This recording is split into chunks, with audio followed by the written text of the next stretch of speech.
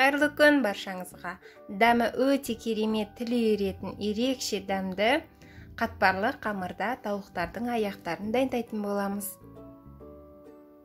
Ол үшін кеңірек ыдысымызға 250 мл жылы су құямыз. Оған 1 шай қасық тұз қосамыз және 1 жұмыртқа салып, бәрін жақсылап араластырамыз.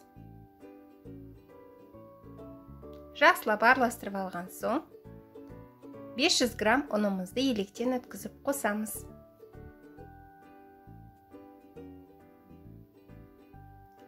Жақсылап қамыр илейміз.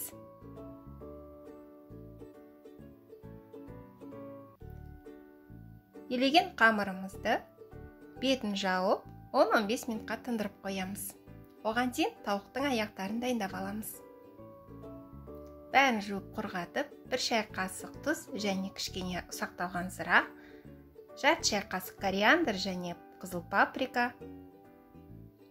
ұсақталған қара бұрыш пен кепкен чеснок қосамыз және 2 ас қасық соя соусын саламыз. Бәрін жақсылап араластырамыз. Жақсылап араластырып алған соң, жақсылап маринадталып сіңу үшін бетін жауып, қойып қоямыз. Оған дейін қамырымызды дайындаймыз. Тынған қамырымызды илеп, 2 бөлікке бөліп аламыз. Бірінші қамырымызды жайып аламыз. Осылай жұқалап, оқтаумен жұқа болғанша жаямыз. Жұқалап жайып алған соң, арасына ұн сеуіп, қамырымызды жинап алып қоямыз. Екінші қамырымызды илейміз. Жақсылап оқтаумен жұқартып жайып аламыз.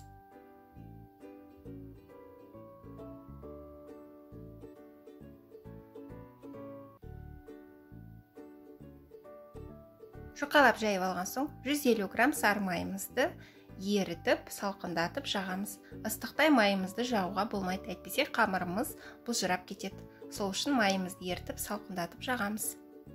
Бәрін жақсылап бір тегіс қып жайып алған соң, алдында жайған қамырымызды үстінен жайып шығамыз.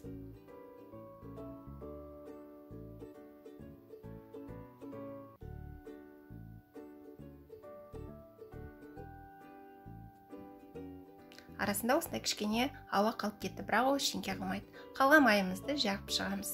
150 грамм майымыз осы 2 қамырға толық жетті. Жақсылап осылай шетінен бастап ораймыз.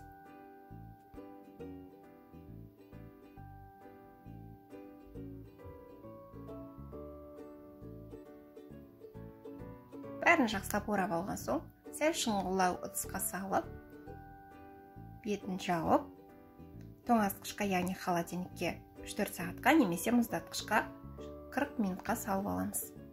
Қамырымыз дайын болды.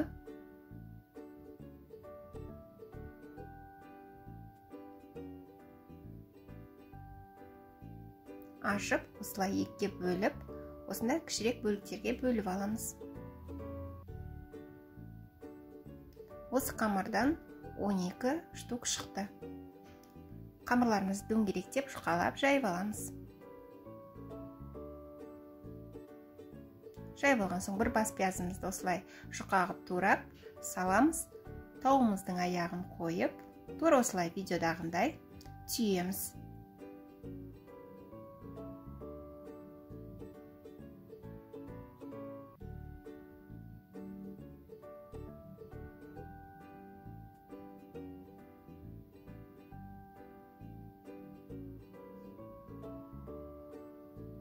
Түсінікті бол үшін тағы да 1-2-ін тип көрсетейін. Тура осы видеодағыдай шеттерін бірінің үстін бірін бастырып қысамыз. Сонда өрілген сияқты болып шығады.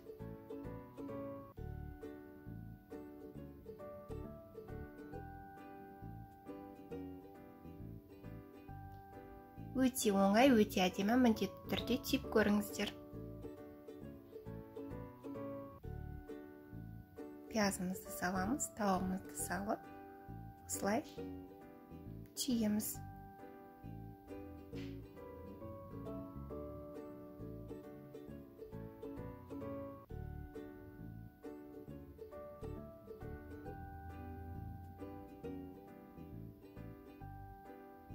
Қалғандарын да солай түйіп аламыз. Түйіп алған соң противеньға пергамент қағазын төсеп, бәрін салып шығамыз. Бәрін тізіп алған соң, бір жұмыртқаның сарысын жақсылап араластырып жағып шығамыз. Бір жұмыртқаның сарысы жеткен жоқ, екінші жұмыртқаның сарысын пайдаланамыз. Осы қамырдан 12 тауықтың аяғын пісіруге болады. Менің протеиніме тек 8 ғана сыйды.